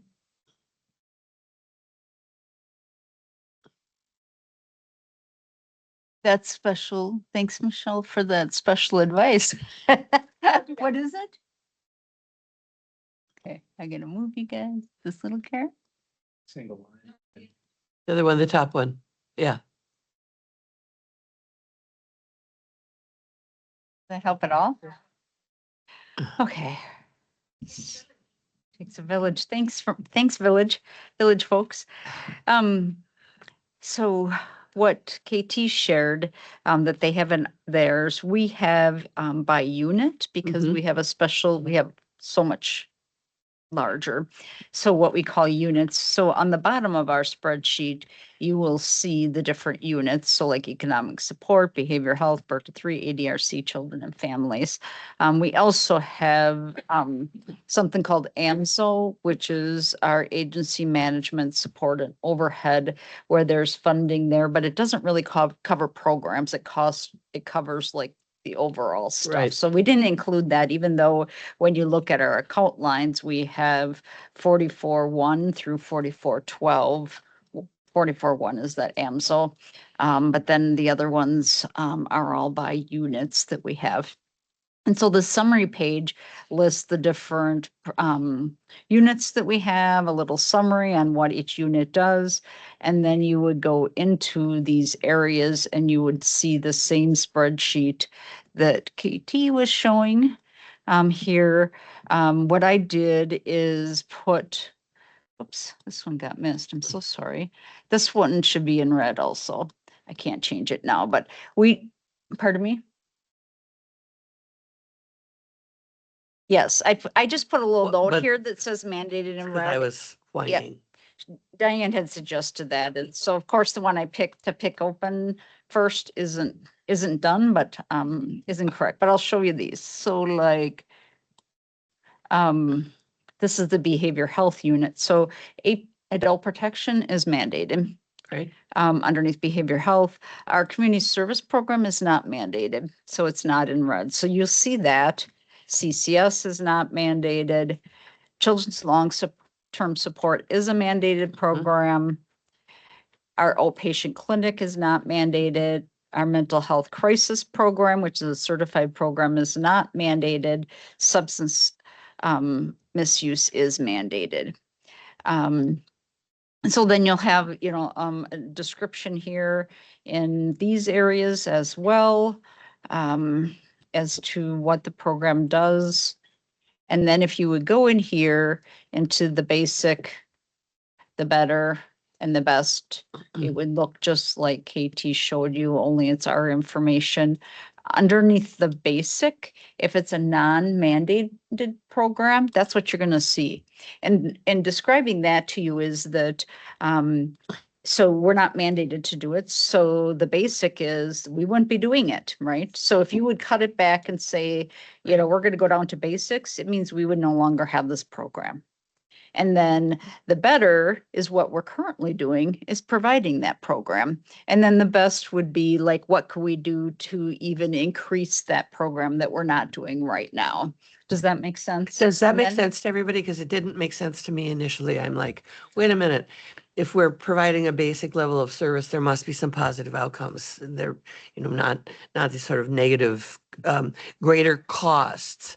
But the more I looked at this, the more I think she's right, unless it's confusing to anybody Right. else. So when we do something that's not mandated, there's going to be some negative cost to doing it. Otherwise, we wouldn't do it, right? So like, for example, in the mental health clinic, it's not mandated, but what's going to happen is we're not going to have the medication, the therapist, the doctor to be able to work with our major mental illnesses. So people aren't going to be served. We're going to have more involvement with law enforcement, the courts, the jails.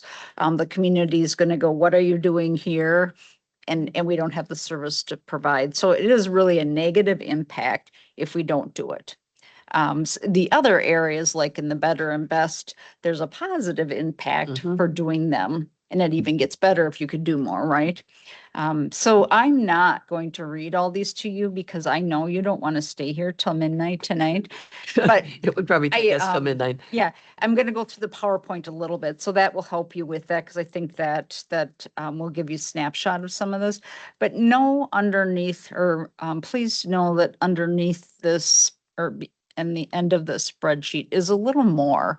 And so we put these extra things in just because we talked to Jen about this and said, we think we want a little more there. And so there's some of that. So like the managers who worked on this, and actually I need to give the big kudos to Becky and the managers because they did the lion's share of this.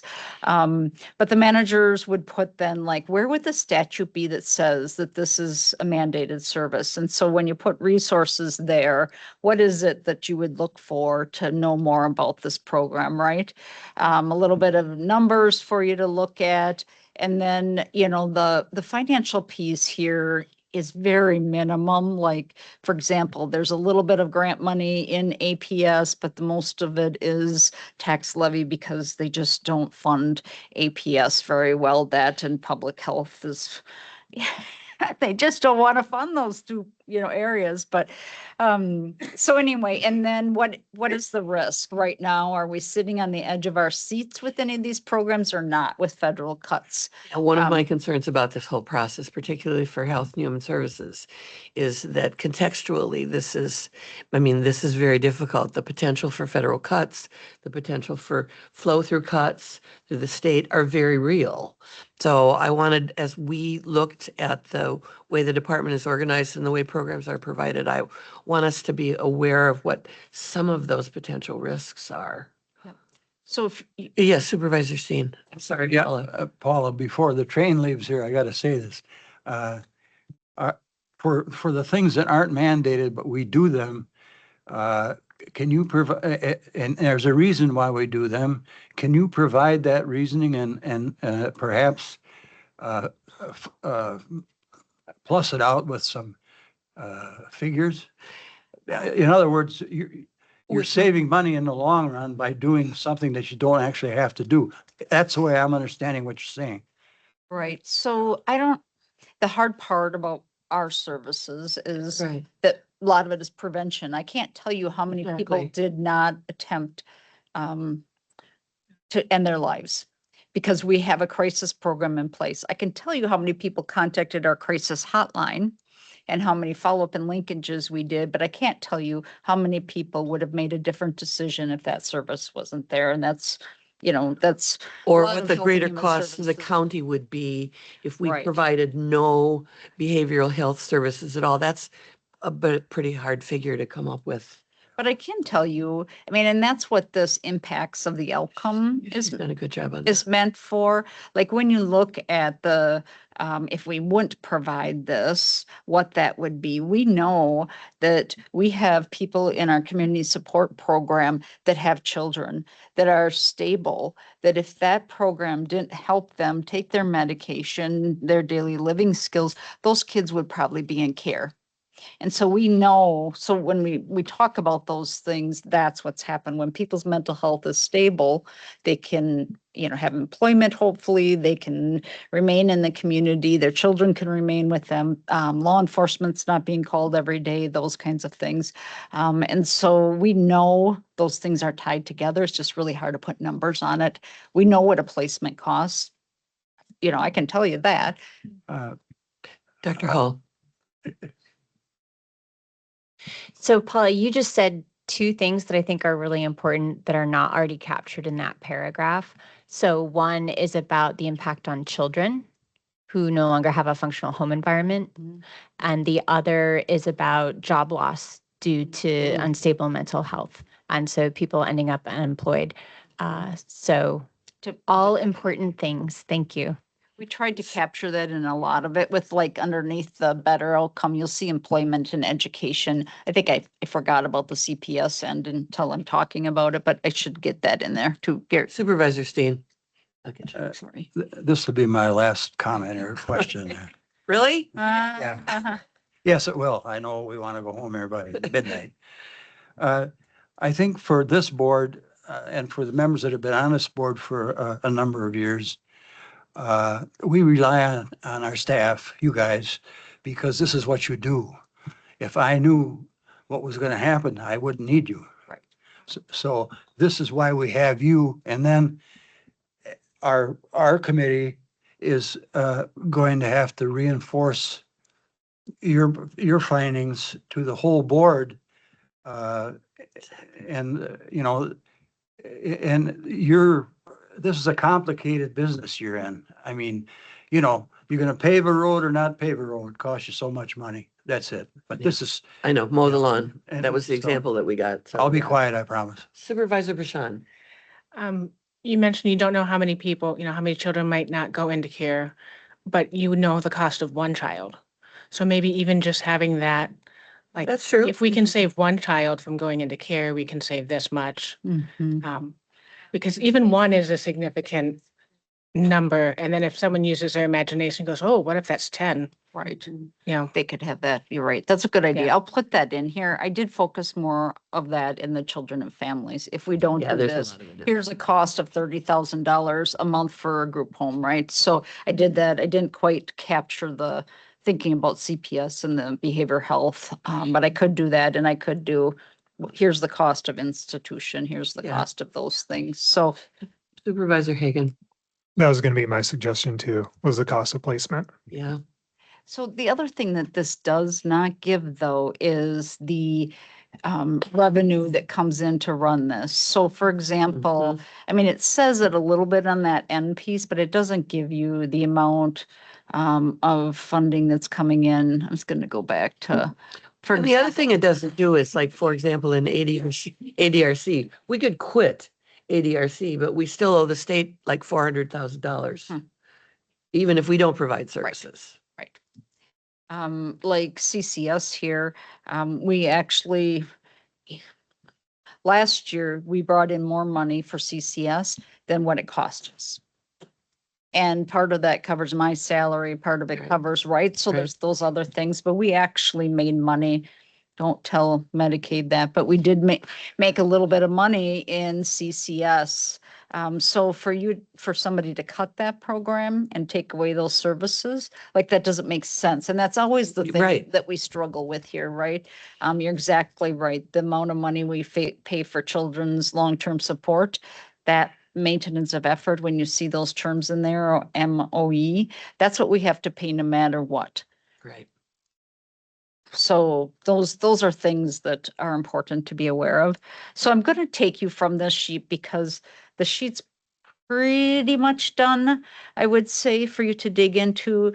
It needs to be put in a PDF form, and when they were trying to do that at 4:30 tonight, it was a struggle. And so I'm going to look at Jenna because she said she'd help us.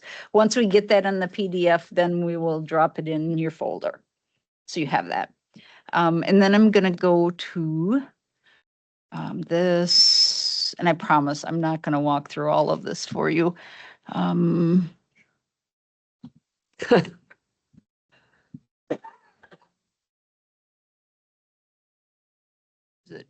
so this is something that Jenna and the extension consultant Garrett pulled together. I don't, as I said earlier, I don't quite understand. It feels pretty duplicative to me, but go ahead. It's in a snapshot, and so you have it in front of you.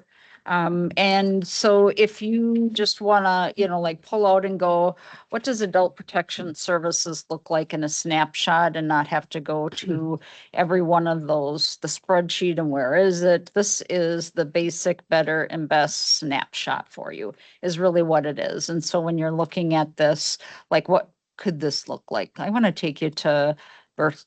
Yeah, and then Oh, there's this, should and then go there's a summary Yeah. for each of the I want to. divisions. Becky worked really hard on this birth to 3 one, to be able to get this in here. And what we did in the end was, or what she did, is take the services the birth to 3 offers. They all are part of the package that somebody gets if there's a child that has a 25% plus delay. And so that's the basic, that's the mandatory. If they've got swallowing problems, they might see an OT or speech therapist. If they've got, if they're spinal bifida, they might have an OT, to help with that. And so, whatever that service is that they need, if they're 25% or more delayed, they get that. And then that's from birth until the 3rd birthday, and then that transitions to school. The school picks that up if they're still needing that service. So that's why it stops there. So that's the basic. When we look at better, birth to 3. What we are doing better right now is having those amazing play groups. There's like 200 kids showing up for a play group. It's amazing. It really is. It is. And like what's happening there, you can't even describe it. The word play group is like crazy because it's social, emotional, teacher, the parents are getting together, the caregivers are, they're talking, they're building a social network. I'm watching it on the What's Happening in Menominee. They're like, is there any parent play group or kids? Mm. And they're like, there's this amazing parent group that the county does, and you can go and it's a safe place. And I mean, like, it's a connection for our community. That is not a mandate. It came out of COVID because of the lack of social interaction for kids. We get grant funding for that. It pays entirely for that. But if you cut it, there's 200 kids a week that are impacted Times their parents. times their parents. So those are the things that you can go and look at the better option here. I don't know if any other county does this, but it was the brainchild of smart people to make this happen. And that was before my time, but here, but that's a better. And best would be, when we originally had more grant funding, we gave them gas gift cards for fuel because some of them really struggled to get here with basic needs. That was an even better. We don't have that grant fund anymore. So we don't have the best, we have the better. You get the picture. So those are the kinds of things that are in here. And then Garrett through AI was able to give you some summaries underneath that. And that's part of this too, for you to look at. Dr. Hall. This is all excellent. Thank you. The one thing that neither the spreadsheet, I think, nor this document gives, but which you're giving to us verbally, is where are we right now as a county? So kind of understanding what current services are we offering? Are we at good, better, or best? Or which elements of which things we're currently offering? And I think that would probably be important. You are so right. How would you know that? I know it, but right? She knows everything. Mhm. Yes, KT, please. How valuable it is to have this feedback. This is really helpful Mm-hmm. to see what you've done, to see what the supervisors and board care to like how to help is Yeah. so helpful. Thank you guys for doing Yeah. this extra work ahead of time. Yeah. Well, and thank you. I mean, this is a significant piece of work, and I'm sure you all understand that. So thanks to our staff for rolling with it. So I'm not going to read all this to you, but you can look at this Sure. and then, next month as it comes back again in front of you, if you have questions, bring it back, call me, email me. And we'll get sometime or other, we'll get the PDF of We'll the get that to departmental you. spreadsheets. Okay. And then, just as far, can I go into my program? Yeah. Report, okay. And I'm not gonna go through all of this with you. I do want to share with you, that's not on my report, is that we did get notice this week that the, Act 116, which was the funding that Wisconsin gave to counties for food share quality assurance, so that we're stay underneath that 6% rate.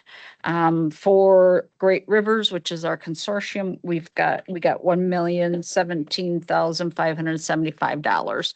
And they are thinking through the consortia, that's about 6 maybe staff to do QC, a lead worker and a supervisor to QC all of the the cases. And again, just a reminder, a piece of that is it also includes when people don't report, we get errors.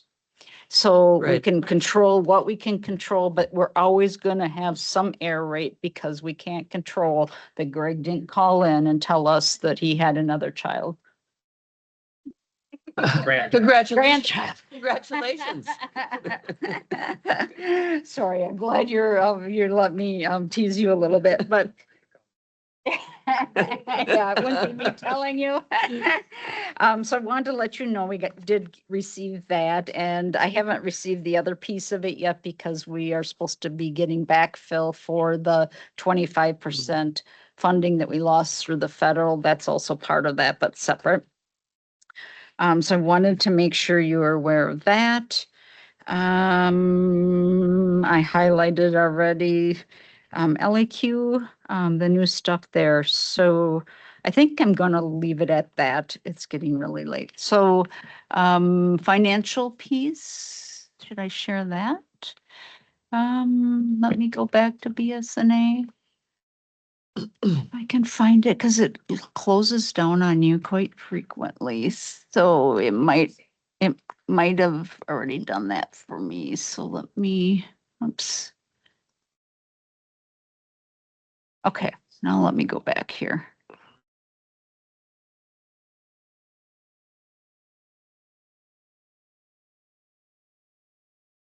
Get out of there. I don't know why that's there. Oh, man.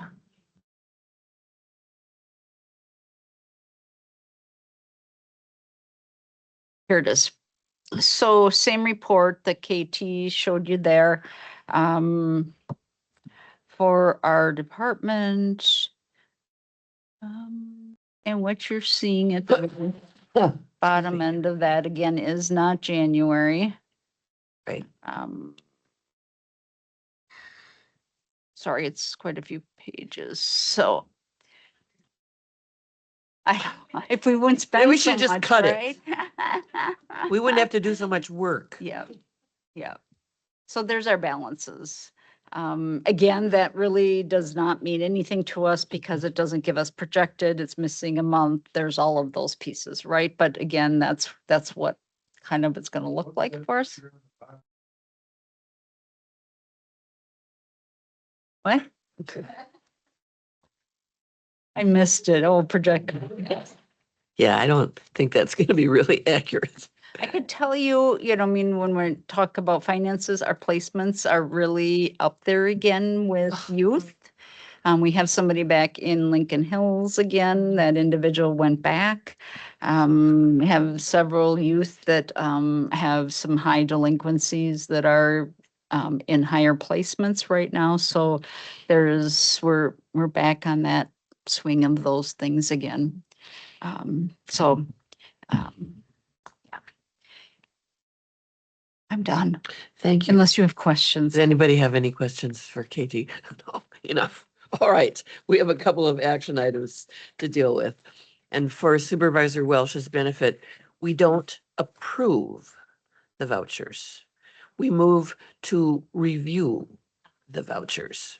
Note review. So we've got two sets of vouchers here, as Brittany explained. There's, we're going to take care of them as one, but one is the printout for foster care and kinship, and the other is the rest of them. So I could use a I would like to motion. move to Dr. note review.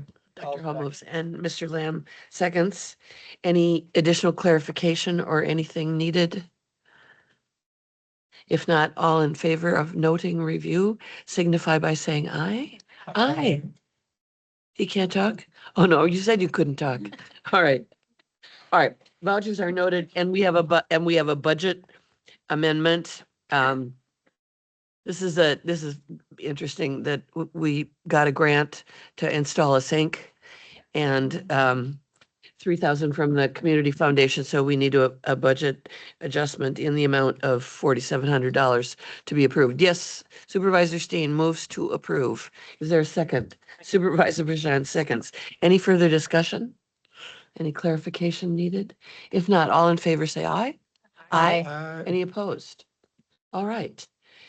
We are adjourned without objection or unless anyone has any announcements to make. Thanks for your persistence. We warned you that the operational planning was going to take some time, so appreciate your thoughts and your effort. If not, we are adjourned. Thank you all.